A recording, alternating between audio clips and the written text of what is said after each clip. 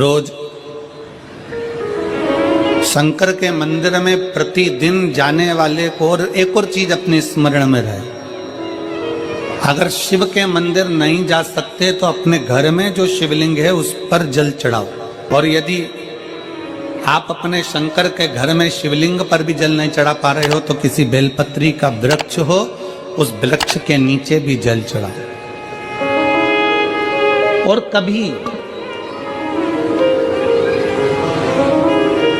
मौका मिल जाए, कभी भगवान शंकर की बड़ी करुणा हो जाए, भगवान शंकर की बड़ी उदारता हो जाए, भगवान शंकर की बड़ी कृपा हो जाए, बड़ी कृपा हो जाए, भगवान शंकर जिस दिन तुम्हारे ऊपर बड़ी कृपा कर दे, किसी सोमवार को 3 नियम बना लो। जिस दिन मेरा भोले बाबा तुम पर कृपा कर दे उस दिन सोमवार का एक नियम बनाओ कि महीने का एक सोमवार मुझे ऐसा करना है, 3 नियम धारण करना है महीने के सोमवार को। पहला, सुबेरे जाकर शंकर भगवान को 1 लोटा जल चढ़ाना है। दूसरा, दोपहर के समय पर जाकर मुझे बेलपत्री के वृक्ष के नीचे एक चावल का दाना रखकर बेलपत्री की 7, 11, 21, 108, 51 जितनी परिक्रमा आप लगा सकते हो वो लगाना है। और तीसरा, बेलपत्री के वृक्ष के नीचे और शंकर के मंदिर के दरवाजे पर मुझे एक घी का दीपक लगाना है। बस ये 3 नियम जिसने महीने में एक बार ले लिया, समझ लो उसको पीछे हटने की जरूरत ही नहीं, वो आगे ही बढ़े।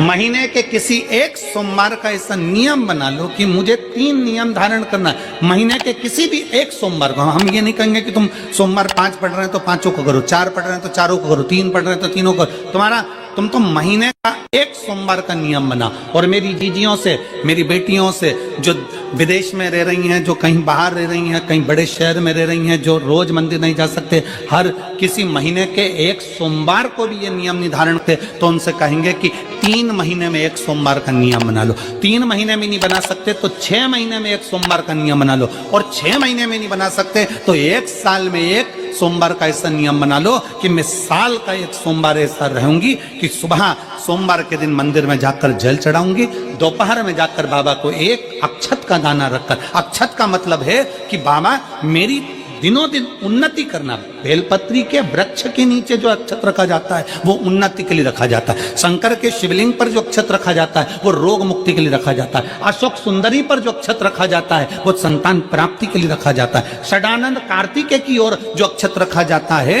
वह हमारे बच्चों की सुख समृद्धि के लिए रखा जाता है। विनायक की ओर, गणेश जी की ओर जो अक्षत रखा जाता है वो हमारे घर में कोई मंगल कार्य आ जाए उसके लिए रखा जाता है। और जो पीठिका होती है जिसपे शिवलिंग रखा होता है, पार्वती जी का हस्तकमल, उस पर अक्षत रखा जाता है तो नारी के अखंड सौभाग्य के लिए रखा जाता है। अक्षत रखने का भी तरीका है। एक चावल का दाना कहाँ रखा जाता है, क्यों रखा जाता है, कैसे रखा। अब कई लोग कहते हैं गुरुजी ये शिव महापुराण में आप ये नियम बताते हो, तरीका बताते हो। हम तो उनसे कहेंगे डॉक्टर के पास जाओगे तो डॉक्टर भी गोली लिखकर ये नहीं कह देगा कि ये सारी गोली एक साथ खा जा। डॉक्टर भी कहेगा ये गोली सुबह खाना है, ये गोली शाम को खाना है, ये गोली दोपहर में खाना, ये गोली भूखे रहकर खाना। बोलो सही है कि गलत है? ये रात्रि को खाना खाने के बाद खा लेना, ये खाना खाने के पहले, ये नाश्ते के पहले। और सुनो, ये दवाई, ये वाली पीछे वाली जो दवाई लो ना इसको दूध से लेना, ये वाली जो दवाई लो ना इसको पानी से लेना। और सुनो, ये डब्बी है इसको पानी में मिलाकर फिर पीना। दवाई लेने का भी तरीका है, उसी तरह शिव महापुराण में एक एक अक्षत का भी तरीका है और एक एक बेलपत्री का भी तरीका है।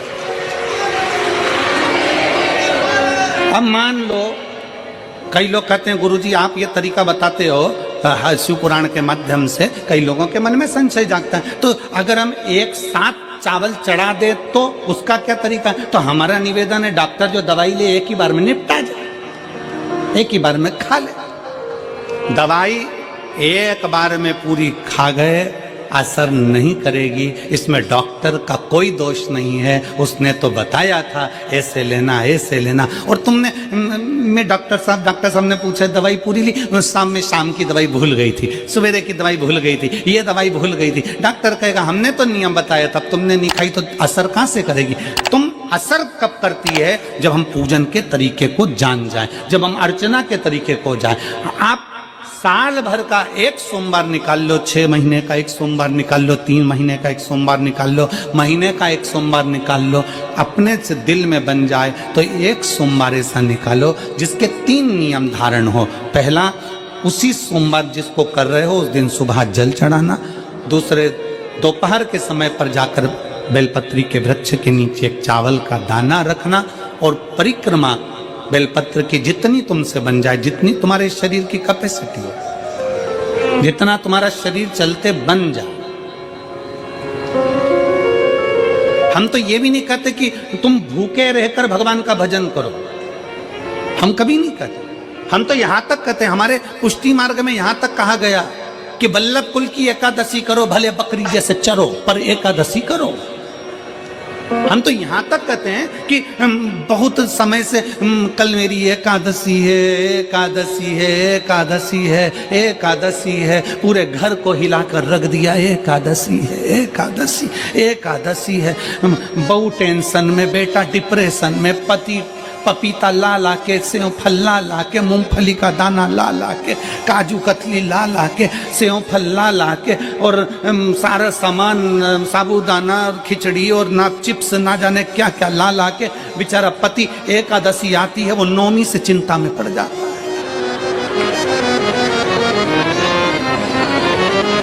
हम तो ये भी नहीं कहते कि तुम व्रत बहुत भारी करो, तुम व्रत उपास भी बहुत बहुत टेंशन वाला करो, ना ना ना।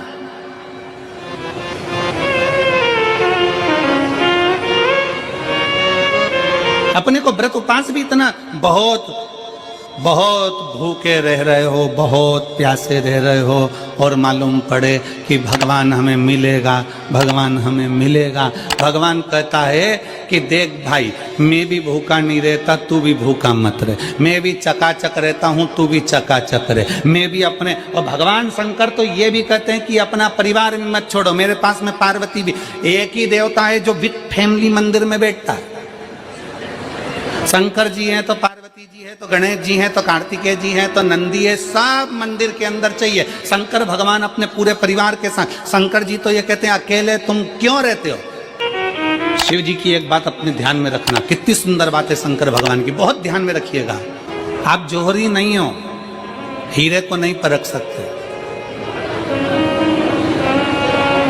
हम भी जोहरी नहीं है, हम हीरा को नहीं समझ सकते। पर भगवान शंकर ने पृथ्वी पर जिसको जन्म दिया उसको जोहरी बनाकर पैदा किया है, उसको जोहरी बनाकर भेजा है कि आप भले हीरा को न समझो चलेगा, पर अपने नजदीक में कोई दुखी है तो उसकी पीड़ा को जरूर समझना। भगवान शंकर कहते हैं उसकी पीड़ा का स्मरण रखना।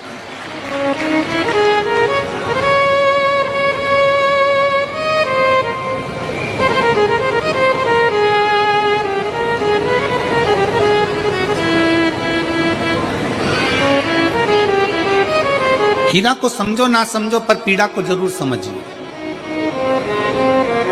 किसी के दर्द को जरूर समझिए, किसी के दुख को जरूर समझिए, किसी की तकलीफों को जरूर समझिए। पशुपतिनाथ का व्रत करते हो आप, 16 सोमवार का व्रत करते हो आप, संकट सोमवार का व्रत करते हो आप, शिवरात्रि का व्रत करते हो, सोमवार की अष्टमी का व्रत करते हो। उन व्रतों में सारे व्रत करो, मना नहीं है, पर उस व्रत में अपना पूर्ण समर्पण परमात्मा के प्रति रखो। केवल खाना छोड़ा है, अन्न छोड़ा है, भोजन छोड़ा है, और दिन में सुबह से लेकर शाम तक 2-3 बार तुमने कुछ ना कुछ पाया है, वो व्रत हो सकता है आपकी दृष्टि में, पर हमारी दृष्टि में व्रत कौन सा है। शिव महापुराण की कथा कहती है कि सुबेरे आपका व्रत चालू हुआ, दूसरे दिन ब्रह्म मुहूर्त तक जो आपका व्रत आपने रखा है, भगवान का जो व्रत कर रहे हो, उस व्रत में एक बात अपने अंदर उतार कर रखो कि इस दिन मैं अपने मोबाइल का त्याग करती हूँ, पूरे दिन मैं मैसेज नहीं पढ़ूंगी, मैं देखूंगी नहीं, मैं अपशब्द नहीं कहूंगी, मैं जानूंगी नहीं। दूसरा, आज के दिन मेरा व्रत है, आज 1 महीने में, 15 दिन में, 2 दिन में, 20 दिन में मैंने अगर किसी से भी अपशब्द कहा होगा, आड़ा टेढ़ा कहा होगा, तो सबसे पहले आज व्रत वाले दिन मैं उसको सॉरी कहूंगी, क्षमा मांगूंगी और अपने हृदय से लगाने का प्रयास करूंगी। व्रत है, व्रत का तीसरा अंश, आज मेरा व्रत है, मैं आज के दिन किसी को भी अपशब्द नहीं बोलूंगी, किसी के लिए आड़ा तड़ा नहीं बोलूंगा। आज जितना बन सकेगा मैं सात्विक जीवन जीऊंगा। चौथा, आज मेरा व्रत है, आज के दिन मैं झूठ नहीं बोलूंगी, ना झूठ बोलूंगा सुबह से लेकर शाम तक। और पांचवा, आज व्रत वाला दिन है, जितना फलार मैं करूंगी उसका पैसा जोड़ूंगी कि 15 रुपए का मैंने साबुदाना खाया, 10 रुपए का बटाटा खाया, ये खाया वो खाया, सारा हिसाब लगाकर 55, 60, 70 रुपए जितने होते हैं उसमें से एक अंश निकालकर मैं उसका एक भाग किसी गौशाला में जाकर गाय को चारा जरूर दूंगी। आपका व्रत, आपकी साधना, आपका तप, आपका बल, आप कैसा कर रहे हैं? केवल भूखे रहने पर भगवत पद की प्राप्ति नहीं होती। शिव महापुराण की कथा कहती है कि भूखे रहने से भगवान की प्राप्ति नहीं होती। शिव पुराण की कथा कहती है भगवान को पाने की भूख बढ़ाने से भगवान की प्राप्ति होती है। भीतर से परमात्मा को पाने की भूख बढ़ाइए, भगवान को पाने की भूख बढ़ाओ भीतर से।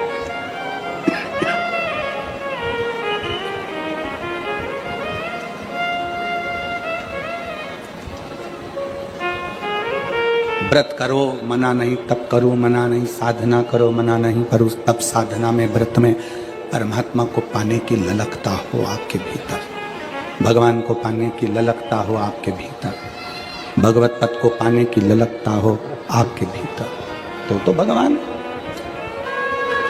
पुराण की कथा एक बड़ी सुंदर बात कहती है, व्रत आप करते हो, उपास आप करते हो, नियम आप लेते हो, पूरा किसको करना पड़ता है? तुम्हें नहीं। व्रत आप करते हो, उपास आप करते हो, नियम आप लेते हो और पूरा देवदिन करते हैं, भगवान शंकर करते हो। बस इतना जरूर याद रखें कि जैसे कुछ प्राप्त हो भी गया तो शिव को धन्यवाद देकर शंकर के दरवाजे पर जाते रहना, यह हमारा कर्तव्य है।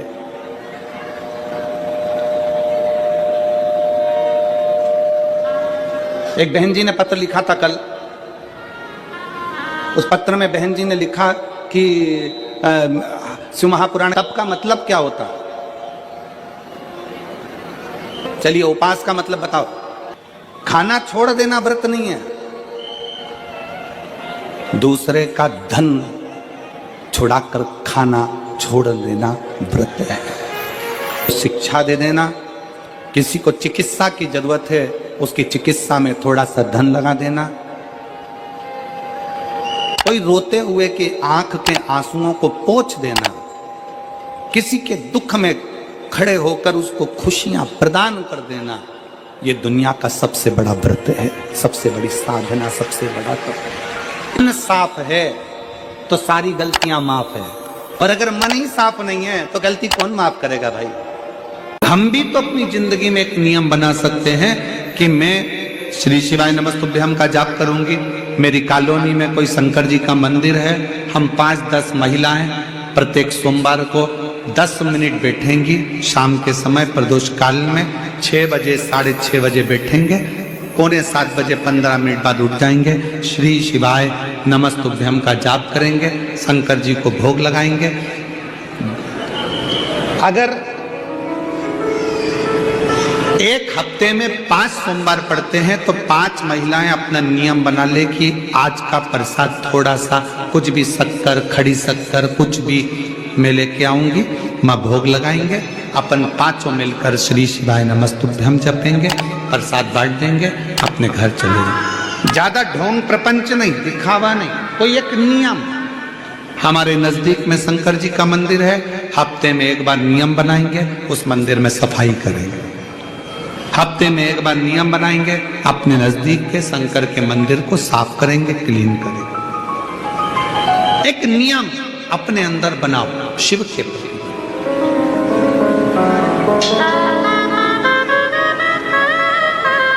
अपने भीतर जब हम नियम बना लेते हैं कि श्री शिवाय नमस्तुभ्यम जपना है, शिव को एक लोटा जल चढ़ाना है, शंकर की आराधना करना है, तो शिव हमारे लिए भी कोई ना कोई नियम जरूर बनाते हैं और हमारा कल्याण जरूर करते हैं। एक नियम बना, इस कथा को सुना, तुम्हारे पति को फल प्राप्त हो। कलिकाल में संसार में जो शिव महापुराण की कथा को सुनता है, श्रवण करता है, करवाता है, बाँचता है, सुनता है, वो जितने जीव इस कथा को श्रवण करने आते हैं, केवल उनका ही नहीं, उनकी 71 पीढ़ी का कल्याण शिव पुराण की कथा कर। लंबी बाती का प्रमाण अलग होता है। लंबी बाती क्यों लगाई जाती है? भगवान के मंदिर में दीप में, देवियों की पूजन में, लक्ष्मी की वृद्धि के लिए। कौन से देवता क्या लंबी बत्ती लगती है और कौन से देवता क्या गोल बत्ती लगती है, उसका भी प्रमाण वर्णन। किसी देवी की पूजन करो तो लंबी बत्ती आती है, कुल देवता की पूजन करो तो लंबी बत्ती आती है, किसी मंदिर में किसी देवता को लगाने जाओ तो गोल बत्ती लगती है, उसका भी प्रमाण है। लंबी बत्ती जहां लगाई है, अगर लक्ष्मी के सामने लगाई है तो लक्ष्मी की लंबाई बढ़ती है, लक्ष्मी की वृद्धि बढ़ती है। अगर कुल देवता के नाम की लगाई है तो वंश की वृद्धि होती है। इसलिए हमारे यहाँ अमावस्या पूनम को जो पाटे वाटे भराते हैं उसमें गोल बत्ती नहीं लंबी लगाई जाती है, जिससे हमारा वंश बढ़े। नवरात्रि में देवी जी की जो बाती लगाई जाती है वो लंबी लगाई जाती है, गोल नहीं। क्यों? क्योंकि जिससे माँ हम पर कृपा बना कर रखे, हमारा वंश खूब बढ़े, हमारे यहाँ लक्ष्मी की वृद्धि हो। स्थिर बाती, गोल बाती लगाई जाती है ब्रह्मा के मंदिर में, इंद्र के मंदिर में, देवता के मंदिर में। तुलसी के सम्मुख में लंबी बाती नहीं लगती, तुलसी के सम्मुख में गोल बाती लगाई जाती है महाराज, जिससे स्थिरता का भाव केंद्रित। स्थिर क्या पहन कर निकल रहे हो, उसमें आपकी भी एक जवाबदारी बनती है, आपकी भी एक जवाबदारी।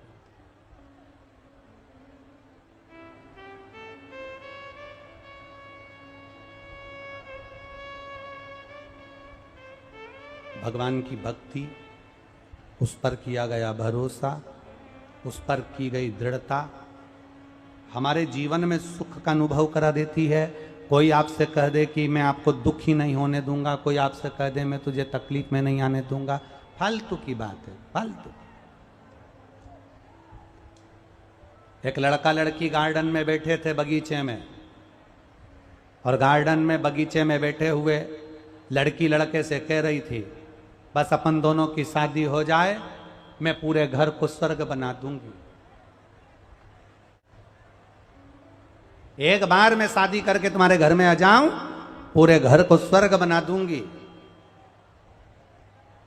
वहीं से एक व्यक्ति निकल कर जा रहा था और उसने घूम कर देखा कि कितनी विचित्र बात कह रही है कि एक बार अपनी शादी हो जाए, मैं घर को स्वर्ग बना दूंगी। तो उस व्यक्ति ने चिल्ला कर कहा, ये घर को स्वर्ग बनाएगी और घर में रहने वालों को स्वर्गवासी बनाएगी।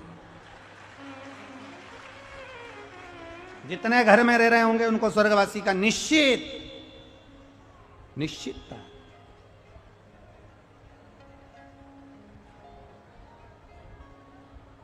क्या ना करा, शिव तत्व कह रहा, आपको कुछ नहीं आता, आप महादेव से कह दो मुझे नहीं आता।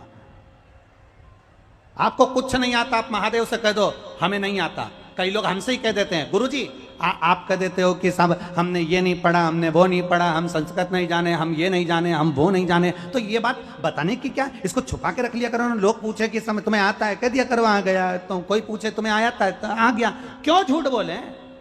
सत्यम शिवम सुंदरम। अपनी जिंदगी को जितनी साफ होकर जियोगे, अपनी जिंदगी को जितनी निर्मलता के साथ जियोगे। एक लड़की अपने पति से कह दे मेरे को सब बनाना आता है, सब बनाना आता है, सब बनाना आता है, सब बनाना आता है, और मालूम पड़े बनाना आता है, बनाना आता है कह देती है, और मालूम पड़े शादी करके ससुराल में आ जाए और इतने में सास ने कह दिया बेटा आइसक्रीम बनाना आता है? हाँ मम्मी आता है, बना दे जरा आइसक्रीम। और वो आइसक्रीम बनाने बैठी और अपने अटैची में से पुस्तक निकाल के लाई, और पुस्तक में लिखा था 2 किलो दूध को धीमी आंच में गैस पे रखकर हिलाओ। उसने धीमी आंच में गैस पे रखकर हिलाया, फिर इसमें शक्कर डालकर हिलाओ, उसने शक्कर डालकर हिलाया, फिर उसमें बेकिंग पाउडर डालकर हिलाओ, उसने बेकिंग पाउडर डालकर हिलाया, फिर इसमें इलायची पाउडर डालकर हिलाओ, इसने इलायची पाउडर डालकर हिलाया, फिर उसमें लिखा था 1 घंटा फ्रिज में रख दो। बस उसने वही की वही करा, पूरा वैसा के वैसा ही करा। 1 घंटा फ्रिज में रखो। 1 घंटे के बाद सास फ्रिज खोलने गई। जो फ्रिज खोला तो बहू को आवाज लगाया, बेटा इधर आ। हाँ माँ, सिर पर पल्लू रख के बहू आ गई। हाँ मम्मी क्या हो गया? बेटा ये मंदिर के घंटे को फ्रिज के अंदर किसने रखा? मंदिर के घंटे को फ्रिज में किसने रखा? बहू कहती है मम्मी मैंने रखा। तुमने क्यों रखा? क्योंकि किताब में लिखा था 1 घंटा फ्रिज में रखो, किताब में लिखा। रखना क्या था फ्रिज के अंदर? अरे बोलो जम के, वो जो घोल बनाया था आइसक्रीम का, उसको 1 घंटा फ्रिज में रखना था, पर बहू ने मंदिर का घंटा खोल के फ्रिज में रख दिया। 1 घंटा फ्रिज में रख।